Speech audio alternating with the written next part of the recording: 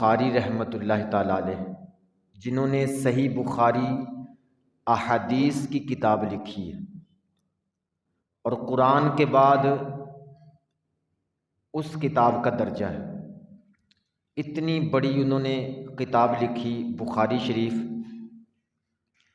ان کا تذکرہ ہم کریں گے، ان کی حالات زندگی کے بارے میں سنیں گے۔ ان کے والد محترم کا نام تھا محمد اسماعیل۔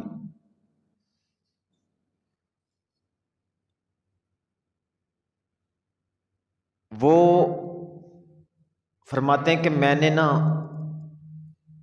اپنی ساری زندگی اپنے بچوں کو حلال کھلایا ہے، حلال کا لقمہ اپنے بچوں کے پیٹ میں ڈالا ہے۔ یاد رکھ لیں کہ بچوں کی تربیت کے اندر لقمہ حلال کا بھی بڑا دخل ہے، کیونکہ جو کھانا کھائیں گے اسی کا خون بنے گا، جسم کے اندر وہی خون گردش کرے گا، تو وہ خون پاکیزہ ہونا ضروری ہے۔ نبی کریم صلی اللہ تعالیٰ علیہ وسلم نے ارشاد فرمایا کہ آدمی کے پیٹ میں جب حرام کا لقمہ جاتا ہے تو زمین اور آسمان کا ہر فرشتہ اس پر لعنت کرتا ہے۔ کب تک لعنت ہوتی ہے؟ نبی کریم صلی اللہ علیہ وسلم نے فرمایا جب تک اس لقمے کا اثر پیٹ کے اندر رہتا ہے، جسم کے اندر رہتا ہے۔ تو یہ جو کھانا ہم کھاتے ہیں اس کا اثر تقریباً 40 دنوں تک ہمارے جسم کے اندر رہتا ہے۔ آج کھانا کھایا ہے، جو لقمے ہم کھائیں گے اس کا اثر تقریباً 40 دنوں تک ہمارے وجود کے اندر رہتا ہے، ہمارے جسم کے اندر تقریباً 40 دنوں تک وہ اثر رہتا ہے۔ نبی کریم صلی اللہ علیہ وسلم نے فرمایا جب تک اس کا اثر رہے گا زمین اور آسمان کا ہر فرشتہ اس پر لعنت کرتا ہے۔ اور نبی کریم صلی اللہ علیہ وسلم نے فرمایا کہ اگر اسی حالت میں اس بندے کو موت آ جائے جس نے وہ لقمہ حرام کھایا تھا، اسی حالت میں موت آ گئی تو اس کو جہنم کے اندر داخل کیا جائے گا، اٹھا کے جہنم میں پھینکا جائے گا۔ بھائی کسی کو دھوکہ دے کے مال کمانا، یہ کیا لقمہ حلال ہے؟ رشوت لے کے وہ اپنے بچوں کو کھلانا، یہ لقمہ حلال ہے کیا؟ ملاوٹ کر کے وہ جو پیسے لا کے اپنے بچوں کو کھلانے، کیا اس کو آپ حلال کہیں گے؟ کسی کے ساتھ 2 نمبری کر کے پیسے لے کے آنے، کسی کا خون چوس کر گلا دبا کر، کیا اس کو آپ حلال کہیں گے؟ اس لیے کوشش کریں اپنے بچوں کی تربیت میں یہ بھی شامل کریں کہ جب تک بچوں کی تربیت ہو رہی ہے آپ بچوں کے پیٹ میں لقمہ حلال ہی داخل کریں۔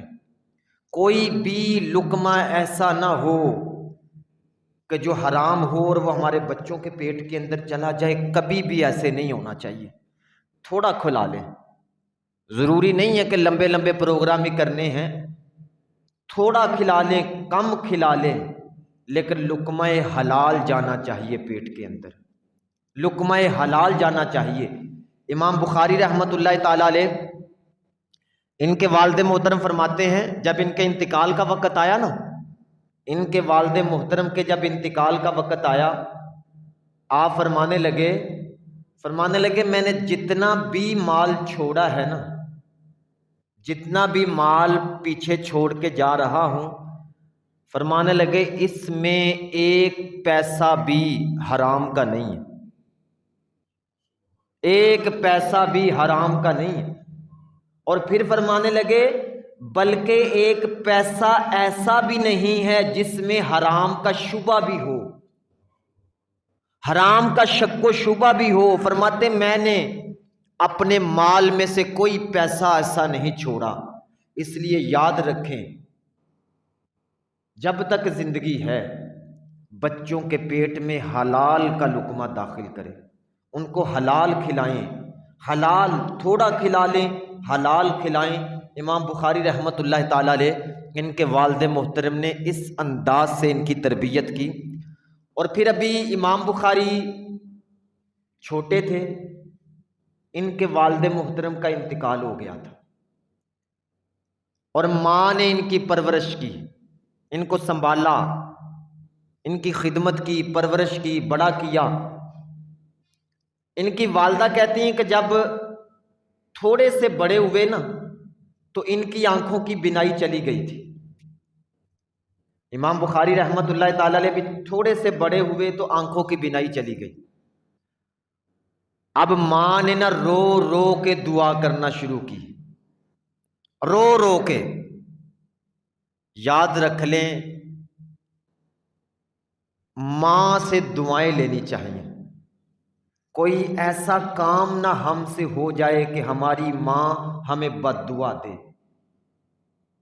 بد دعا دے۔ اور پھر یہ بھی یاد رکھ لیں، یہ جو دعا ہوتی ہے نا، یہ لی جاتی ہے، دعا لی جاتی ہے، لی جاتی ہے۔ کہنا بھی اچھی بات ہے، میرے لیے دعا کریں، یہ بھی اچھی بات ہے، لیکن ایک کہنا کہ میرے لیے دعا کریں، اور ایک اس طرح کا کام کرنا کہ خود بندے کے منہ سے دعا نکلے، اس میں فرق ہے۔ جو کہہ کے کروائیں گے اس کا کوئی خبر نہیں، وہ اس کو قبولیت ملے یا نہ ملے، لیکن جو لی جائے گی نا دل خوش کر کے، خوشی میں جو دعا نکلے گی، اس کی قبولیت میں رکاوٹ کوئی نہیں۔ اس لیے کوئی بھی ایسا کام نہ ہو کہ ماں کے منہ سے بد دعا نکلے، ماں سے دعا لیں، دعا۔ امام بخاری رحمۃ اللہ تعالیٰ علیہ کی والدہ کہتی ہیں، میں نے نا گڑ گڑا کے دعا کرنی شروع کی اللہ کی بارگاہ میں، اے اللہ میرے بیٹے کو نا بینائی واپس کر دے، ان کی بینائی واپس کر دے۔ رحمتی ایک رات نا خواب میں حضرت ابراہیم علیہ السلام آ گئے، اور آ کے مجھے کہنے لگے کہ آپ بڑی دعائیں مانگتی ہیں بیٹے کے لیے، اپنے بیٹے کی بینائی کے لیے بڑی دعائیں مانگتی ہیں، پھر آپ کو مبارک ہو، آپ کی دعا قبول ہو چکی ہے، اللہ نے آپ کے بیٹے کو بینائی واپس عطا کر دی ہے۔ جب صبح ہوئی نا تو انہوں نے دیکھا بیٹے کی آنکھیں روشن ہو چکی تھی۔ بینائی، یہ دعا جو ہوتی ہے نا یہ مانگنی چاہیے اللہ کی بارگاہ میں۔ اور پھر یہ بھی یاد رکھ لیں کہ کئی بندے پریشان ہو جاتے، کہتے جی ہم بڑی دعائیں مانگتے ہیں، ہماری دعا قبول نہیں ہوتی۔ یہ بھی بڑی پریشانی کئیوں کو بن جاتی، بڑی دعا مانگتے ہیں۔ یاد رکھ لیں، جو بھی دعا ہم مانگتے ہیں نا، تین چیزوں میں سے ایک نہ ایک چیز ہمیں مل کے رہے گی۔ یہاں تو جو ہم اللہ سے مانگ رہے ہیں اللہ وہ عطا کر دیتا ہے، نمبر ایک۔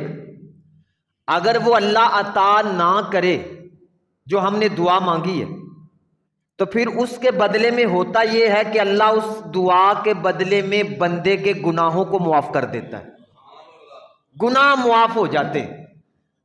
اگر گناہ بھی معاف نہ ہو، پھر تیسرا نمبر یہ ہوتا ہے کہ وہ جو دعا ہے نا وہ اللہ کے ہاں جمع ہو جاتی ہے، اور قیامت والے دن ان دعاؤں کا اجر ثواب بندے کو ملے گا۔